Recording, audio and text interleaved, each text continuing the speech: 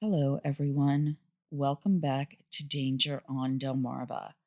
I'll also be doing this as a cross posted episode to my other podcast, Mystifyingly Missing, True Crime and Thought Provoking Events. My name is Rhonda Jefferson, and I'll be your host as we explore the dark and winding roads that lead around the Delmarva Peninsula. If you're not familiar with Delmarva, it's an area that encompasses all of Delaware, Maryland to the east of the Chesapeake Bay Bridge, and Virginia to the north of the Chesapeake Bay Bridge Tunnel. Before we get started too much into the episode, I just want to say a thank you for a couple of things. One is for those that reached out to me after my brother's death, just to show support, and it really meant a lot to hear from you. I know others, and some did also donate to his funeral expenses, so that helped take a heavy weight that was weighing on the entire family. It helped alleviate that, and though you may see it or hear about it in the previous episode, the GoFundMe has been taken down for that. And also, thank you for your patience in the longer than usual time in between episodes. Just when I was about ready to start recording again, the whole family came down with COVID. So, just to varying degrees. So, some were a little worse than others. I still have a little bit of a difference in my voice, and I can hear it at least profoundly in wearing the headsets, but I don't think it comes across as much, when listening back. But at least having the headset on, I can really hear that there is a difference. Also, I have looked into a couple of stories. I got my first Freedom of Information Act denial a couple weeks ago, and unfortunately, without information from that, it's going to be a really short episode based on what one reporter was able to obtain at the time when the incident happened. And that was only through interviews from people who were involved. So, looking at that story in itself, once I do go ahead and produce that, we'll have to keep in mind that everything is from the perspective of those that were involved. So, as far as 100% reliability, I'm sure to the person giving the witness statement, it is 100% correct because that's the way they remember it. But they may have missed something, or just given different perspectives, may have seen it in a different manner. So I'll have that out in a couple of weeks, because what I do want to do is try to make a few shorter episodes instead of the longer ones that give a lot of background to, get these stories that maybe people don't know as much about out there. I'll have another Freedom of Information Act request that I'll be putting in for a story that, without any more information, will literally be 5 minutes long. So fingers crossed that we can at least get a follow up on that one. But both cases, I think, are important for not only the stories of those that were the victims, but also in accepting the responsibility that comes along when things don't go the way that they should and when they could have been prevented. And before I forget, as far as updates about the investigation into my brother's accident, we've been told that it can take up to 6 to 9 months. So that's potentially how long it will take for us to hear what charges, if any, will be given to the other driver. Based on everything that I've heard from statements, it was 100% definitely not my brother's fault, as he was sitting there waiting for a school bus that had its lights on and the arm extended. But I also understand that I want to make sure everything is done properly, and every avenue is explored, just so when it does go to trial, if it gets to that point, I'm thinking probably just my thought, probably a plea deal, but you want to make sure that everything is correct when you get to that point. And also, it compared to the day that it happened, that day, as you can imagine, there were so many different emotions. Still have them, going through my mind, and just quite a bit. But it was a 19-year-old who hit him. I don't know anything else beyond that point, that he was 19. But I don't think overall that he was driving in a continually reckless manner. So I haven't heard anything about weaving through the roads and, running stop signs or anything like that. But I I don't think he set out to do anything malicious, of course. I don't think that was, in his mind as he started his day and started his drive. So he does have to live with it for the rest of his life. And, if he is remorseful, that will be a punishment in and of itself. Not saying that there shouldn't be also other legal repercussions, because we want to be sure that the roads are safe and there needs to be some type of punishment. But I am kind of back and forth on exactly how I'm feeling about those punishments, and understanding it was not malicious, and driving in whatever manner he was driving was not something he intended. It wasn't an intended outcome, of course. So with that being said, I'll give one of my regular disclaimers about the types of cases that I cover. And this will be the second part of the Christine Sheddy case, which happened in Maryland. But the cases and incidents that I do cover usually involve mention of death or injury. So I want to make sure everybody is aware of that before they proceed with listening to the episode. All of the information or links that I used as part of resources will be in the description of the episode. If you do want to support the episode, I'm going to, at least for the next couple episodes, not post the Buy Me a Coffee or PayPal page, because, like I said, I do know some did support towards my brother's expenses. So, but if you do want to support it in other ways, share the podcast, leave a review on Apple, because I think that's the one that helps with the algorithm, just so others find out about and can listen to the podcast and decide if it's something they want to continue listening to. So I am going to give a brief recap of Christine's case to this point. Christine was a young mother of two who, at a very young age, had lost the love of her life. He had lost a fight with cancer, and that was really a major turning point in her life. She did eventually start seeing someone named Mitch, whose relationship with her was very abusive. So he did things that we see in other cases, such as isolating Christine. But eventually, Christine realized that she needed to get away from him, and she moved back in with her mother. Now, if anybody has experienced moving back in with their parents after they've graduated or been out on their own for a while, it can be a little jarring, to say the least. I have been in that situation when I moved from one part of the state to another, and it was just for a very short period of time until we got the house ready we were renting. But it can sometimes cause two adults to butt heads. And that happened, just sometimes with Lynn, who was Christine's mother, and Christine. And one day, Christine took herself and her two little boys and left. Christine moved in with her friend Tia.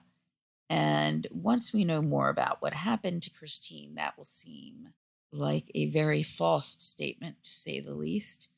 But Christine moved in with them with her children, and after about 2 weeks, Lynn did receive a call from Clarence or Junior Jackson. That was Tia's boyfriend.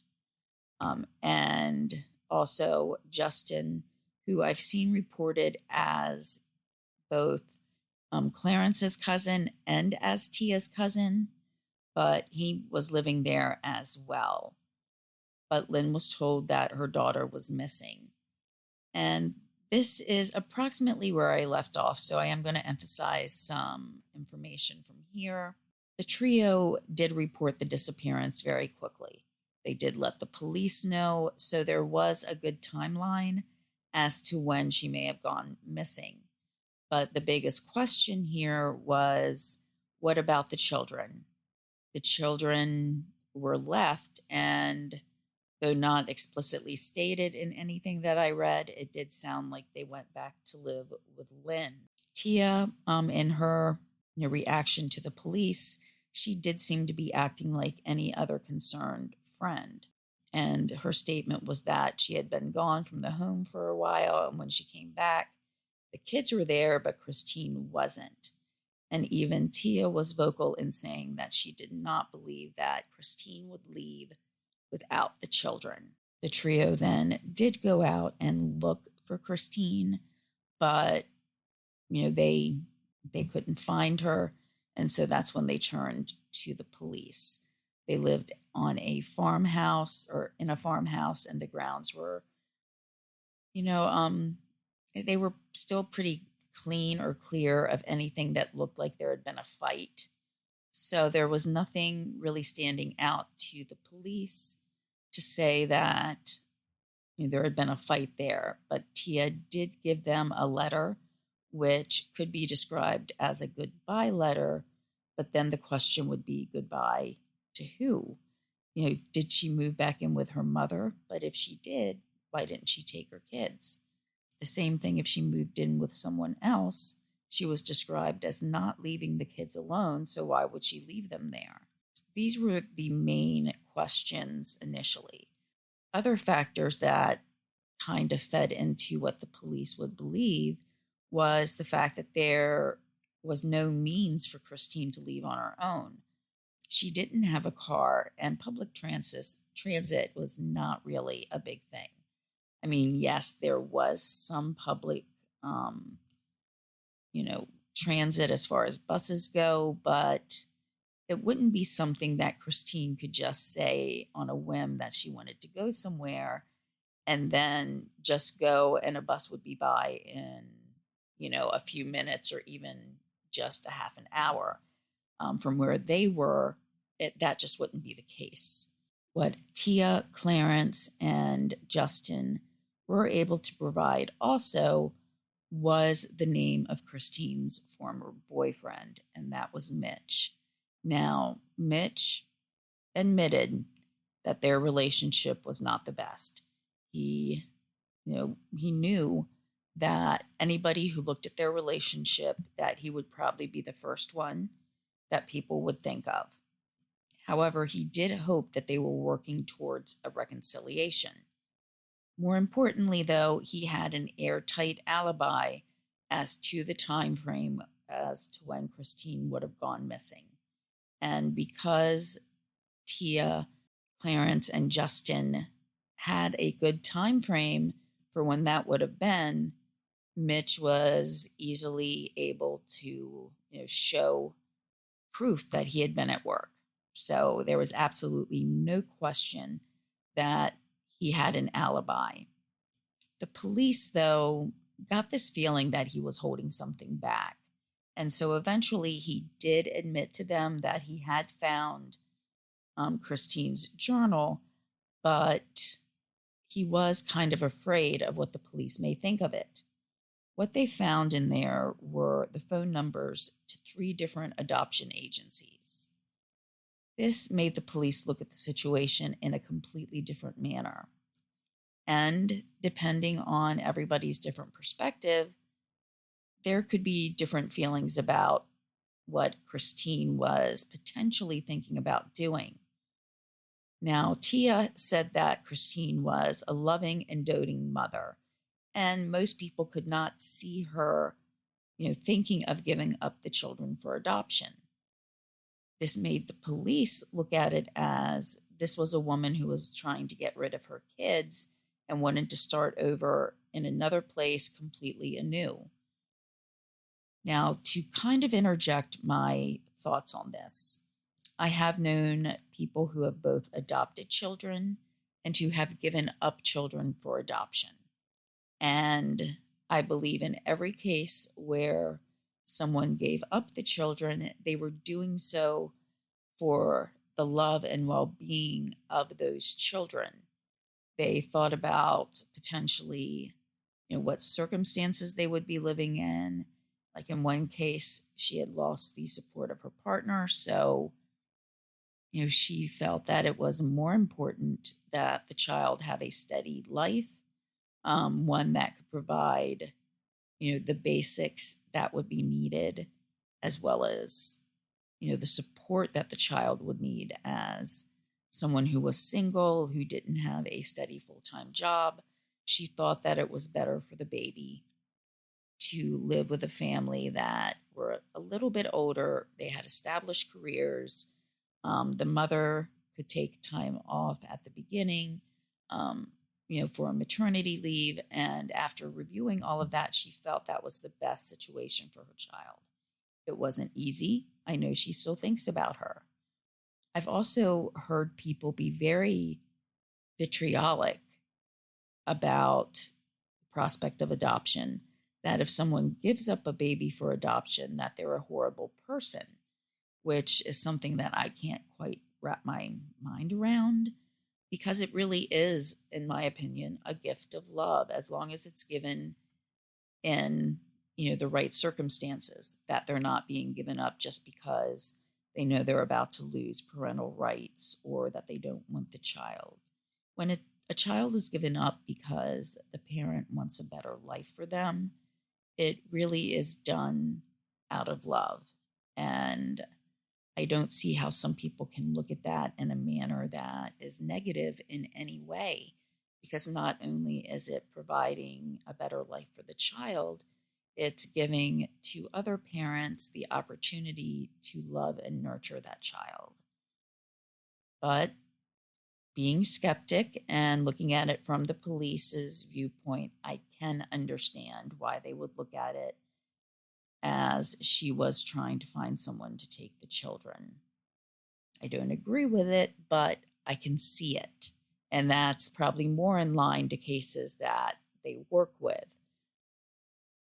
So they began to look at this as a case of child abandonment, and she was actually charged. Lynn, Christine's mother, was, of course, angry at this.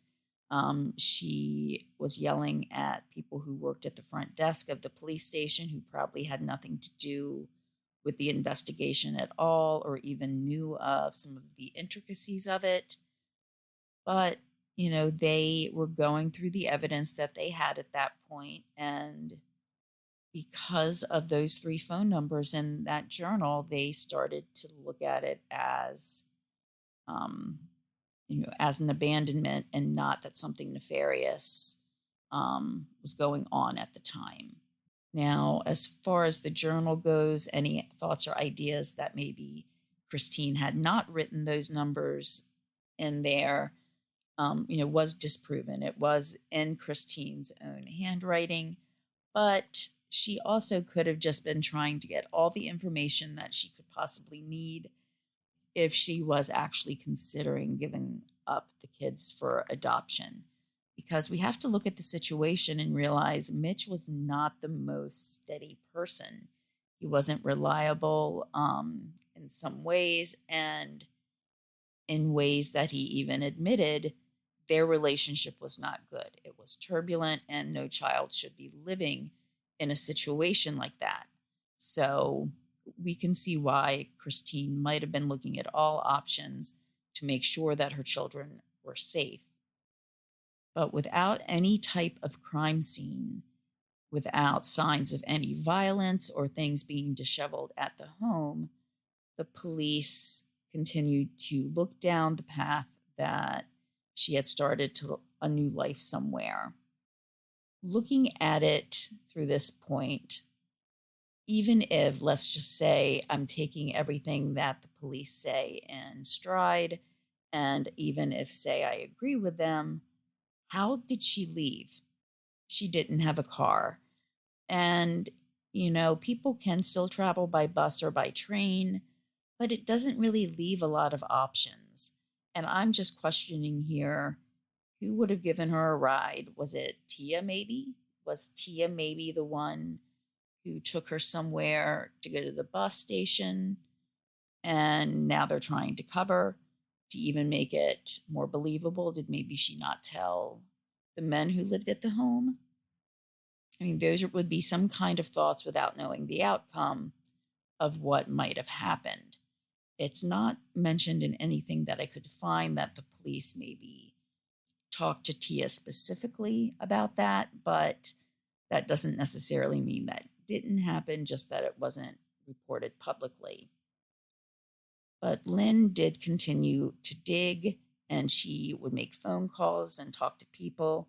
She would go on the news, and she did everything she could to try to keep a promise that she had given years before. She never wanted to let her daughter down. And Lynn did have an advantage from the police, though. Lynn could do some things that the police couldn't do. The police sometimes can't do things without running the risk of evidence not being allowed if they do whatever, the certain act would be. Say if it's bordering on illegal and legal, the police may not be able to do it and have that evidence admitted into testimony, whereas an independent citizen can. So Lynn decided to go back to the farmhouse and look for Christine on her own. She was prepared and understood that if there was a possibility that Christine had come to foul play, that she could find her daughter at the farmhouse in a way that no parent should ever find their child. But she knew of these possibilities, but she also knew she had to find her daughter. She would spend hours and hours of time there, and even became friends with one of Tia's neighbors. After 2 years, there was still no new information about where Christine could have gone. Her bank accounts had not been touched, and no one had heard from her.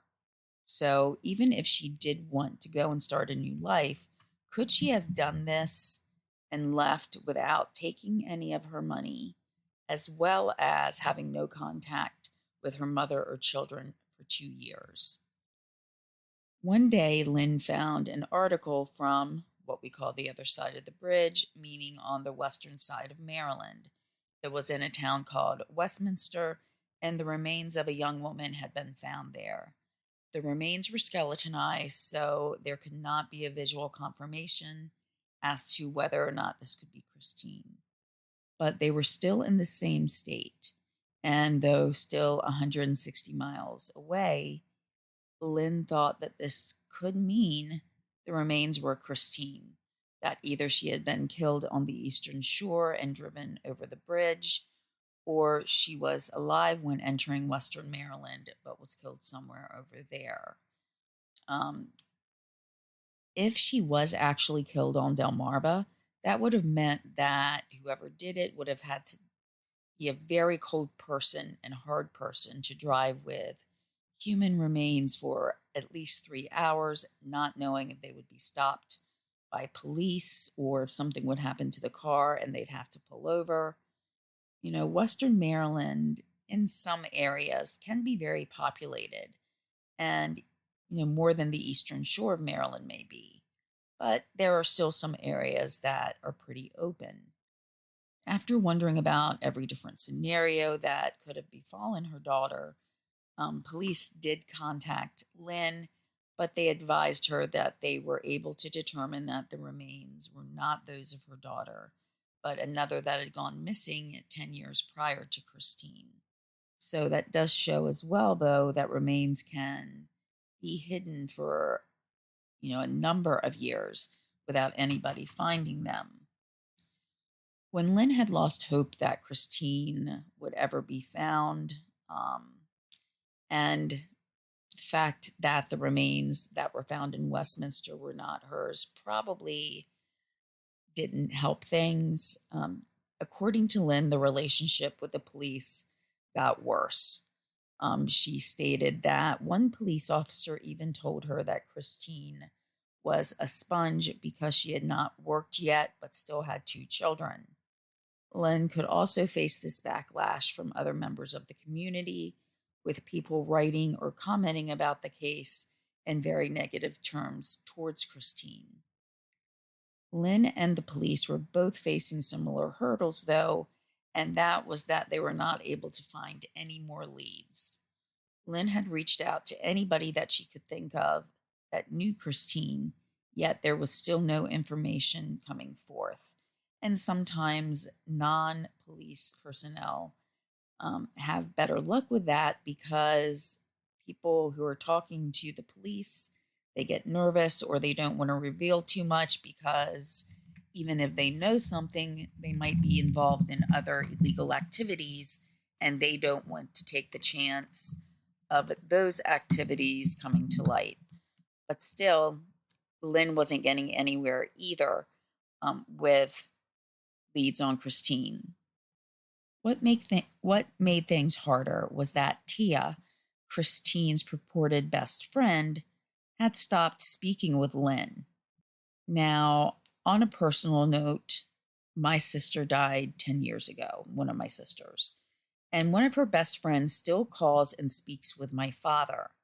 So that friendship and that bond did not go away, even though one of the two passed away. So I would think that a best friend whose friend disappeared from their home would want to keep that bond going. And if they were truly concerned about their best friend being missing, instead of not returning calls and ignoring that friend's mother, why wouldn't Tia speak with Lynn? And even if she didn't know anymore, at least try to brainstorm or try to develop new ideas of what may have happened that could also help bring back memories that may have been lost and could have helped then find Christine, but none of that happened. So this was kind of a big red flag. Lynn continued to ask questions, though, and she kept her daughter's name out there. She found out that some of Tia's own relatives were suspicious of her. Now, Lynn was not afraid to say or do things in a public arena, meaning she would mention these things on interviews, such as Tia was not speaking with her, or she would write about it publicly online. And more than 2 years after Christine went missing, Clarence Jackson took a third strike. And this is in terms of charges and convictions that he had against him. He had already committed 2 felonies in his past that he had been convicted for, and now living in Tennessee, he had set his neighbor's apartment on fire. This was his third strike, meaning he was out. He could spend the rest of his life in jail after this. This also kind of shows his mentality, and knowing that this was his third strike, for whatever reason, he still decided to set his neighbor's apartment on fire. So here's just some information about the time that Clarence, aka Junior, had spent in jail. And Junior actually reached out to Lynn and began, giving her information. And in some ways, I find it heartbreaking that Lynn felt a relief that Junior was telling her the information that she needed. But the thing that he was telling her was that he was actually involved in what happened to Christine. In some of the communications, he, mentioned other areas of Maryland, but all in, the Eastern Shore. There were areas such as Snow Hill and Pocomoke, which were pretty close together, and within Worcester County. If you see the writing of that, it looks like Worcester County, but it's Worcester. So it's all in approximately the same area. But as communication with the Clarence continued, what Lynn needed to know was finally brought to her attention. It was confirmed that Christine had been killed. And Clarence did communicate with the police and let them know where Christine could be found. Police went to the grounds of the River House Inn. This was in Maryland, and it was in a historic area. The day itself was frigid. It was February 19th, 2010, and was not the ideal day to be going about the type of search that they would need to go through. While the ground would not be completely frozen, it would, let's just say, be a little difficult to dig. Still nowhere near, let's just say, Minnesota frozen, but it would create a hindrance to the macabre discovery that they were about to make. The area of Delmarva that the police were searching and trying to find Christine's body, it kind of offers this juxtaposition of what some may consider to be a quaint or historic town. Well, this town was now nestled against the remains of a homicide victim, a victim of violence that was starkly opposite of what the River House Inn wanted to portray. The inn can be the site of weddings or large parties, yet for years there had been a victim of a homicide buried right on the ground. There was also such a difference of emotions. There was anger, relief, exhilaration, all of these feelings about the same case. Relief that answers were finally going to be told. Anger that a young mother was killed. And exhilaration in that they were finally going to get answers. Like everything that they had been working for was now coming to fruition. But there's also this feeling that the answer is not something that you would have hoped. While you would have hoped to get a message from a police department in another state to say that your missing persons victim is alive and well, you know that while you stand over the ground looking down where one of the suspects has directed you, that any bit of hope that you held will never, ever be felt again. The River House Inn is a popular bed and breakfast, and Christine had been buried in the backyard of the River House Inn. So this episode was actually featured on Buried in the Backyard, an Oxygen Channel production. And I actually was on there on a different case a few years later about a case that took place in Delaware. So I think I've said this before, but I've never actually watched it because I don't want to see myself on TV. But there are a couple of cases on that particular show that have taken place on Delmarva. The one I was in is called A Family Affair. It's one of the more recent ones. But actually thinking of it, it's been about a year since it's been on, when it was first broadcast.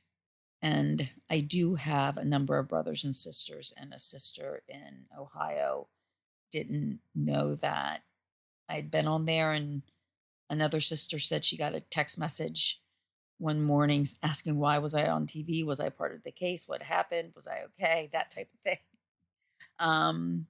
So when I first started to look into doing podcasting, Christine's case was one of the cases I knew I would cover at some point. I hadn't done the show yet, but I had seen the case on Buried in the Backyard. So that's just kind of a connection there between the podcast and where this particular crime was also shown on a more nationwide level. So what made Clarence decide to go ahead and give information to Christine's mother and to law enforcement? After Christine went missing, Clarence and Tia decided to move out of state to Tennessee. He didn't really keep his nose clean that long, and soon he was arrested for arson, like we just went over. Now, Clarence did have a daughter, though, and he reached out to Christine's mother because he was thinking about his own daughter, which I find kind of ironic. But he didn't reach out because he felt guilt, thinking about what would have happened to his daughter and if he didn't have answers. No, the reason he reached out was because he wanted to be in a prison system that was in Maryland so that he could serve his sentence closer to where his daughter lived. So this is why he reached out to Lynn. This is why he provided information on the whereabouts of Christine's body. It was in exchange for a move to a Maryland prison. So instead of serving his time in Tennessee for the arson, he wanted to be in Maryland to be close to his daughter. So this was not an altruistic action by any means. He somehow can seem to understand the love of a parent towards his child, but he continued to withhold information from Lynn for years. And I wonder if, say, he didn't have a daughter or if his daughter lived near Tennessee, if he would have ever given up information on Christine's whereabouts. But when Clarence did talk, he didn't seem to hold anything back. He accepted responsibility for his actions and the crime. He admitted that, and I say admitted in that a lot of this information will be contested by other parties in the crime. He admitted that he was not the one who swung a 2x4 that killed Christine. However, he said he was the one who came up with the idea about how to handle the murder, so the cover-up and subsequent actions. Clarence provided the police the information that led to Christine's body, and as well as information on all three, Clarence, Tia, and Justin, that were to be charged with varying aspects of Christine's murder. Now, Justin had originally been from Texas, and after Christine's murder and Clarence and Tia moving to Tennessee, he did go back to Texas, and that's where he was arrested for Christine's murder. He was 17 at the time of the murder, and his youth shows before, his youth shows that he may have been more impetuous, even though really when I say that, I'm now thinking about Clarence setting fire to an apartment. So even though Clarence and Tia may have been older chronologically or in years, it doesn't really seem as though any of them really had true maturity.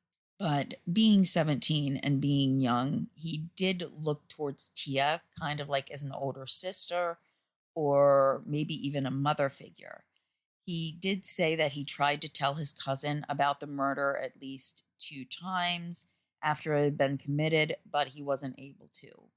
It doesn't explain any more about the murder, such as was there a time when they were interrupted, or why he couldn't just try to be friends with Christine, because this is where the motive apparently for Justin comes in.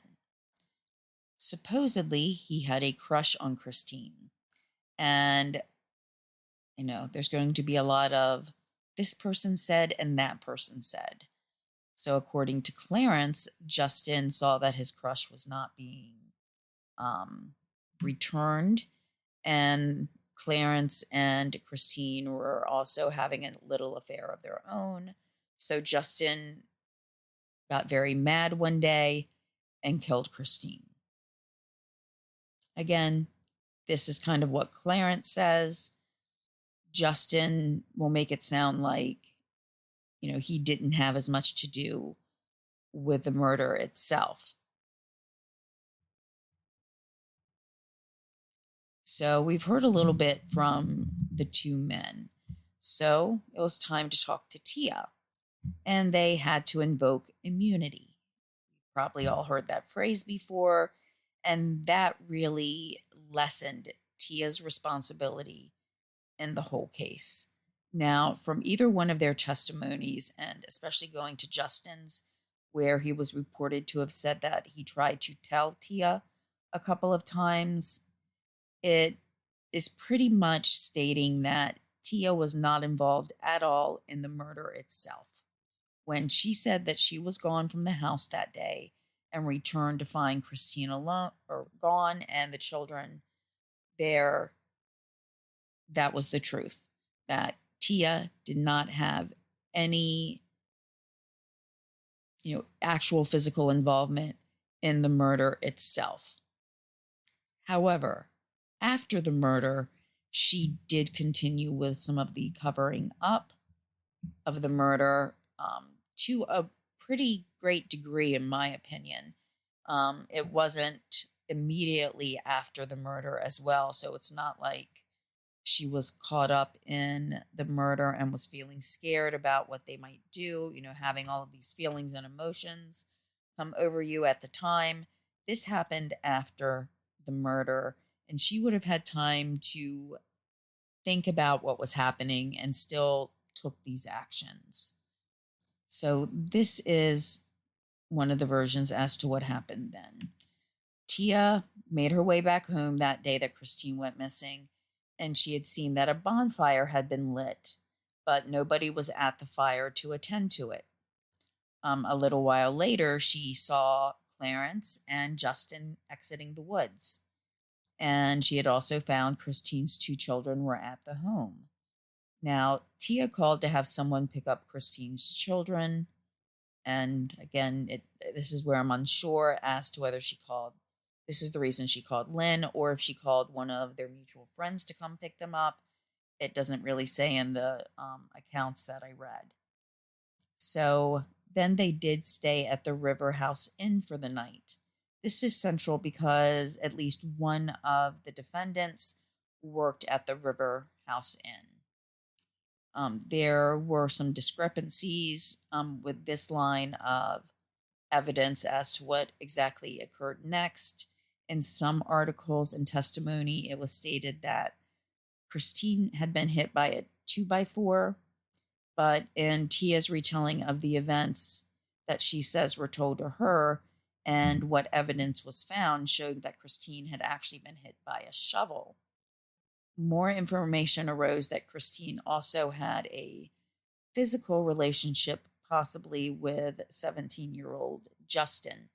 However, this is sometimes disputed in that it was feelings that Justin had for Christine, which were not reciprocated. So, I do want to just repeat these stories that are being told are really, to a degree, just that, stories. There might be some corroborating evidence to support some aspects of what's being said, but by no means is there supporting information that is evidence to everything that each person says. But let's take a look at size differential. If we look at Christine, she was about 5'3" and weighed approximately 104 pounds. So even though Justin was still a teenager and, wasn't, say, 19, just about to turn 20, he probably still outweighed Christine. So wielding any type of weapon, he could have inflicted deadly blows. Questions could have also arisen then as to whether or not the murder was premeditated.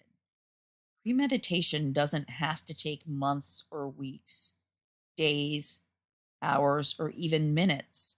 It can just take a few seconds.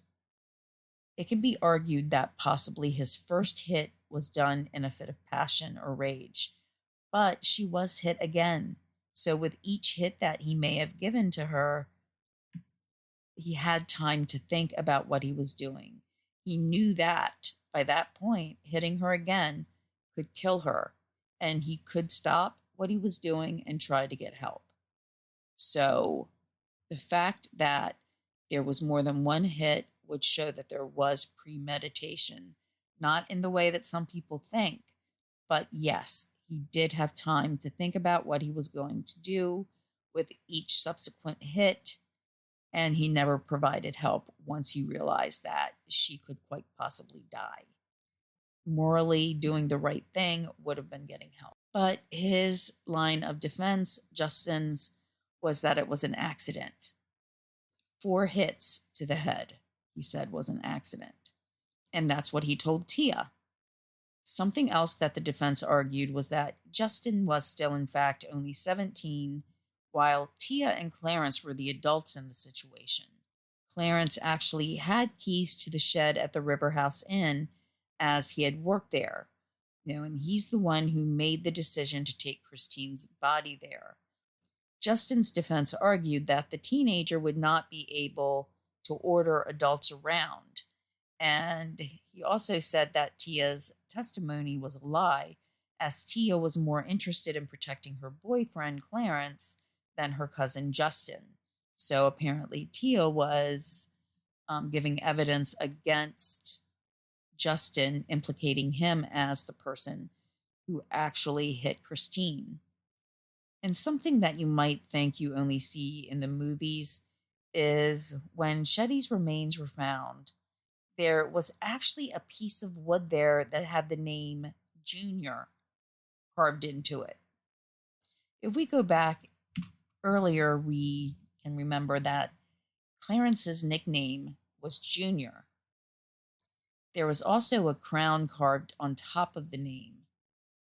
The defense argued that, quote, King Jr., meaning Clarence, killed Christine Sheddy, and they got Tia and Justin to come in here and tell us. Justin Hadel did it because it's all they have.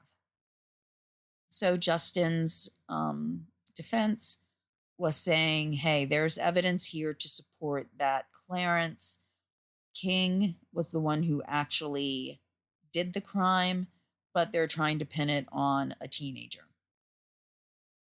Now, in rebuttal, the prosecution said that all the witnesses were independent witnesses and that Justin had confessed to them, meaning to Tia and the cellmate who was going to also testify, and that they had no reason or ability to know what Tia's testimony would have been. So in other words, the prosecution, when they first talked to Tia, they had no idea of knowing exactly what her testimony would be. The prosecution did concede that it was Clarence and Tia that may have made decisions on where to move the body, so after the fact of the murder, but that was assistance after the fact. That the testimony for the particular case against Justin was whether or not he had actually committed the act of murder, which the prosecution was stating that he had. Now, looking at the evidence myself, the piece of wood that had the name Clarence carved into it with a crown, which indicated Clarence King, I'm sorry, not Clarence Jr., but Junior King is what it would mean, doesn't really play that big a role to me as far as who the killer might have been. Either, Justin could have grabbed a piece of wood to try to hit or run after Christine with, and it just happened to be that piece of wood. Or he could have grabbed it later when he knew they were moving the body and leave it there so if she was ever found, it would lead back to Clarence. So that piece of wood doesn't say it was Justin any more than it said it was Clarence or vice versa.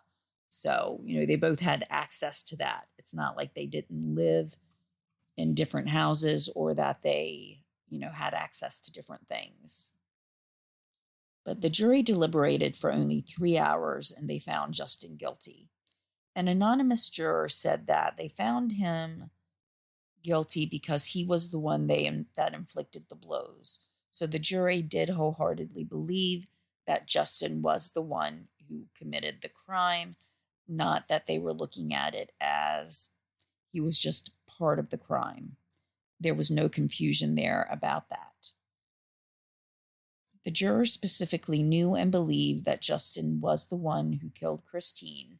And though he did say at the beginning of the initial vote that they took when they first went back into the jury room, that where they stood indicated that they did need some discussion on whether or not the murder was premeditated, that they all believed that Justin was, quote, guilty of something, end quote. After review of the evidence, they were quickly able to come to a resolution and the verdict of guilty. Now, going back to a few points mentioned that may have or may not have played a role in the murder, Junior did say that he and Christine were in a physical relationship. Whenever Tia would go out to run errands and Christine's kids were taking naps, they would go out into the woods to have a romantic encounter. This does kind of support what Justin's feelings might have been about the whole thing. Basically, they were living in kind of a love rectangle, if that's what you want to call it. Tia was dating Clarence. Clarence was sleeping with Christine. And Justin, Tia's cousin, had a crush on Christine. Supposedly, Justin followed them into the woods and became jealous, according to Clarence. Justin then grabbed a shovel and came back to where they were, and he hit Christine with the shovel. Junior said this was because Justin was enraged by jealousy, and Junior, though years younger than Christine, thought that there was a chance of a relationship between him and the victim.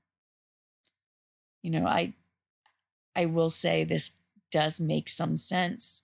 I've heard other accounts that made it sound more like Clarence and Justin were sitting at a table or somewhere inside the house when the crime started.